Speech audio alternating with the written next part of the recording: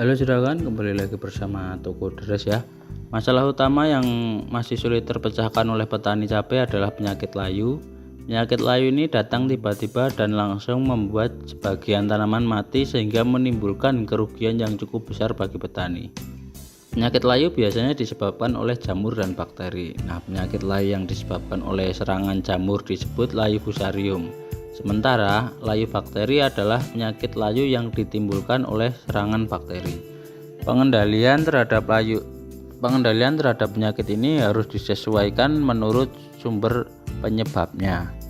Jika terkena penyakit layu fusarium untuk pertama kita bahas dulu yang layu fusarium. Layu fusarium ini bisa menyerang tanaman cabai kapan saja, terutama pada musim hujan. Pada musim hujan, jamur fusarium mudah berkembang biak dan menyebar dari satu tempat ke tempat lainnya. Tingkat kelembaban yang tinggi, genangan air hujan di lahan, dan pH tanah yang rendah sangat berpengaruh terhadap perkembangbiakan jamur ini.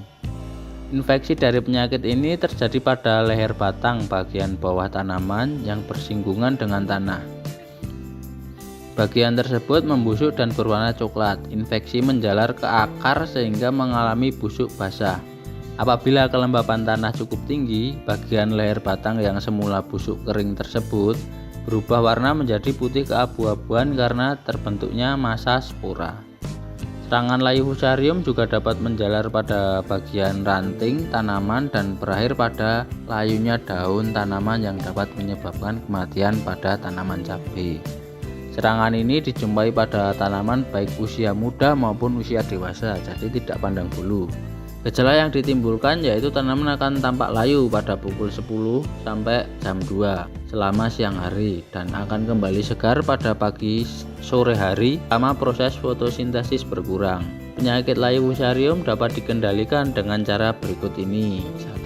Perlakuan trichoderma.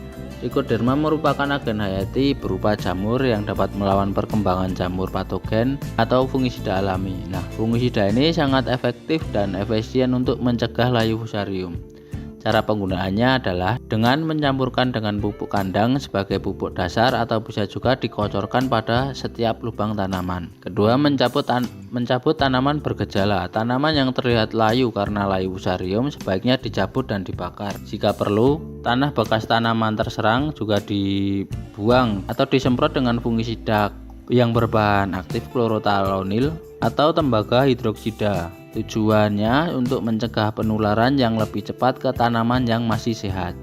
Ketiga, penggunaan pupuk yang tepat. Mengurangi penggunaan pupuk berkadar N tinggi seperti urea. Penggunaan urea yang berlebihan akan menyebabkan tanaman sukulen dan mudah terserang penyakit. Dianjurkan untuk menggunakan pupuk NPK.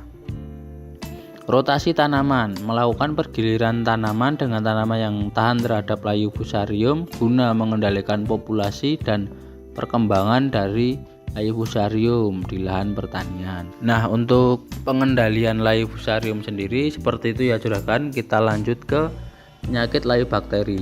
Layu bakteri merupakan penyakit layu yang disebabkan oleh serangan bakteri. Untuk membedakan antara penyakit layu bakteri dan layu fusarium adalah dengan cara mencabut tanaman yang sakit lalu memotong bagian akarnya. Jika penyakit tersebut merupakan penyakit layu bakteri, pada bekas potongan tadi akan berlendir dan berbau. Selain itu, bisa juga dengan mencelupkan bekas potongan tadi ke dalam air, maka akan tampak seperti asap yang larut di dalam air. Penyakit layu bakteri lebih berbahaya daripada penyakit layu fusarium karena serangannya berlangsung sangat cepat. Beberapa upaya untuk mengendalikan layu bakteri sebagai berikut juragan. Pakailah pupuk kandang yang telah masak dan terfermentasi untuk meningkatkan jumlah bakteri baik. Mengatur sistem irigasi dan lahan sebaik-baiknya agar tidak terjadi genangan air. Nah, untuk penyakit layu bakteri seperti itu juragan, ciri-ciri dan cara pengendaliannya cukup mudah kan, tidak begitu sulit. Nah, bagi juragan yang sedang menanam cabai, semoga tidak terkena dua penyakit utama ini ya juragan.